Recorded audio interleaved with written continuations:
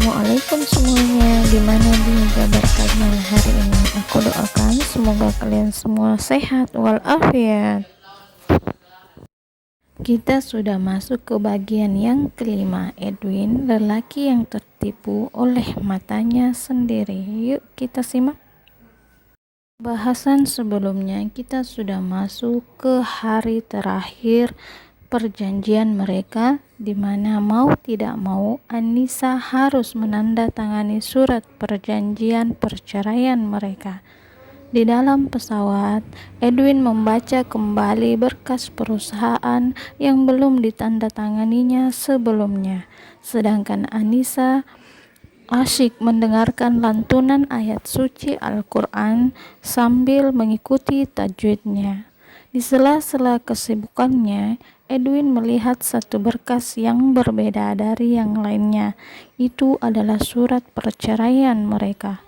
Dia membukanya dan melihat sebuah kolom yang masih kosong, alasan perceraian. Selain dari wajahnya yang jelek, Edwin tidak mendapatkan satupun alasan untuk menceraikan Anissa. Saking kerasnya hati Edwin, dia bahkan memasang 3 kamera pengaman di rumahnya hanya untuk mengawasi gerak-gerik Anissa dan mendapatkan kekurangannya. Dia bahkan menghubungkan kamera tersebut langsung dengan komputer di kantornya. Namun hasil yang dia dapatkan adalah nihil. Dia tidak menemukan satupun kekurangan ataupun kejanggalan pada perilaku Anissa. Anissa selalu berada di rumah 1 kali 24 jam, 7 hari seminggu, bahkan satu-satunya waktu dia keluar dari rumah adalah saat dia berbelanja bahan makanan di supermarket dekat rumah. Itu pun hanya dilakukannya selama kurang lebih 15 menit dan 2 kali seminggu. Dia bahkan meminta izin kepada Edwin sebelum keluar dari rumah. Dia tidak mendapatkan satupun kekurangan dari diri Anissa ataupun pribadinya. Bahkan sampai saat ini dia masih bingung. Menulis apa di kolom alasan tersebut? Dia bergumam, "Jika saja wajahmu cantik, kamu pasti istri yang sempurna," ujar Edwin sambil melihat ke arah Anissa yang sedang duduk tak jauh darinya. Akhirnya, setelah 7 jam perjalanan, mereka pun sampai di Bandara Soekarno-Hatta, Indonesia. Mereka dijemput oleh Rian, adik Edwin, dan segera menuju ke rumahnya. Di sana, ibu mereka sudah menunggu kedatangan mereka berdua. Setibanya di depan pintu gerbang, 2 wanita cantik tersebut berlari menghampiri anak mereka masing-masing. Edwin memeluk ibunya dengan erat, lalu permisi untuk segera ke kamarnya terlebih dahulu. Sensasi jet lag masih saja membuatnya sedikit pusing. Edwin pun segera menyegarkan dirinya dan berencana untuk mandi air dingin. Sementara itu, Anissa sangat bahagia melihat ibunya yang terlihat sehat. Sang ibu melihat anaknya dengan bingung. Dia secara paksa menanggalkan masker yang digunakan oleh Anissa. Namun Anissa menahannya. "Ibu, jangan dilepas," tahan Anissa. Ibunya merenggut, "Sampai kapan kamu memakai masker tersebut?" Ibu yang melihatnya saja merasa sesak napas, ujar ibunya sambil menyimpan masker tersebut di atas meja. Dia melihat wajah anaknya yang semakin cantik.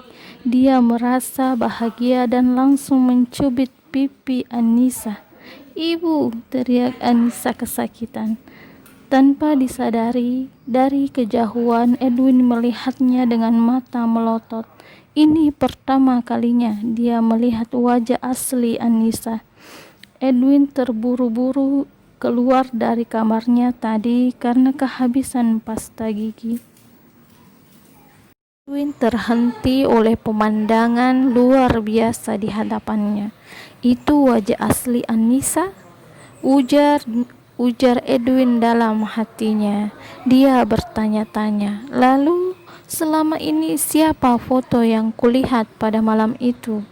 Edwin segera masuk kembali ke kamarnya. Dia menemukan handphonenya dan mencari foto yang malam itu dilihatnya.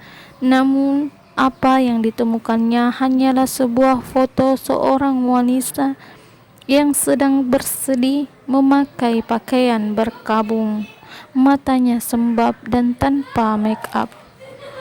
Padahal malam itu dia melihat wajah seorang wanita yang sangat jelek. Apakah itu hanya pengaruh alkoholnya saja atau karena stres yang dideritanya? Dia tak ingat lagi. Ingatan Edwin lalu terjurus pada malam kejadian tersebut, di mana pekerjaannya tidak berjalan lancar dan kontraknya pun gagal. Dia mencari tempat pelampiasan amarahnya, dan di saat bersamaan dia menerima foto Anissa beserta nomornya. Dia mengingat semua penghinaan yang ditujukannya kepada Anissa, bahkan semua perbuatannya sejak malam pertama mereka hingga saat ini, seakan itu adalah tanggung jawab yang harus dibebankan padanya seumur hidupnya. Edwin mencoba memikirkan alasan lain mengapa ibunya mengirimkannya foto tersebut.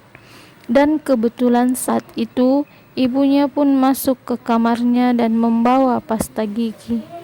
"Ibu, apakah ibu mengingat telah mengirimkan foto Anissa padaku semalam sebelum pernikahan kami?"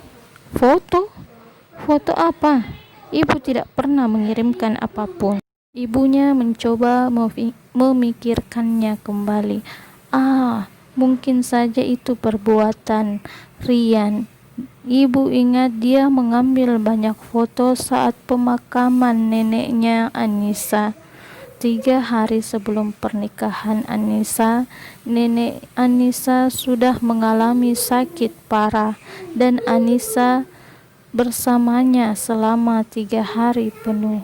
Anissa mengalami kesulitan mencerna makanan dan fokus menjaga neneknya. Hal ini membuat dia sangat kurus. Dan setelah meninggalnya neneknya, Anissa menjadi sangat murung. Itulah yang ibu ingat. Ibu Edwin segera memberikan Pepsodent tersebut kepada Edwin, lalu dia pun keluar dari kamar.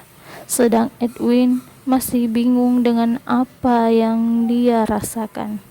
Dia kemudian melihat foto tersebut, dan satu pesan di bawah foto tersebut belum sempat terbaca. Dia pun membacanya. "Ini adalah foto Anissa, calon mempelai wanitamu. Ini nomor teleponnya. Tolong hubungi dia sebelum hari pernikahan kalian. Dia baru saja tertimpa musibah. Neneknya baru saja meninggal dunia. Hiburlah dia agar dia bisa lebih bersemangat. Aku tahu kalau kakak adalah orang yang pandai menghibur wanita, dari adikmu Rian yang tampan." Saat itu dia tersadar bahwa alasan Rian mengirim foto tersebut adalah untuk menghibur Anissa, tapi di malam itu dia malah menghinanya habis-habisan. Dia melihat foto Anissa di handphonenya. "Bagaimana caraku meminta maaf padamu? Aku bahkan tidak lagi sanggup menatapmu." Tangis Edwin pecah saat menatap foto Anissa untuk kesekian kalinya.